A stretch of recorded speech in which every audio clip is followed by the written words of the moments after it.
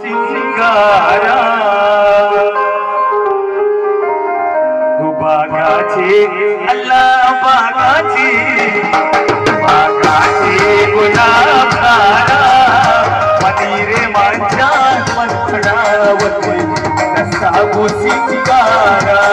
ओ बनी साकेब जान मंथडावती कसागो सिंगारा बागाचे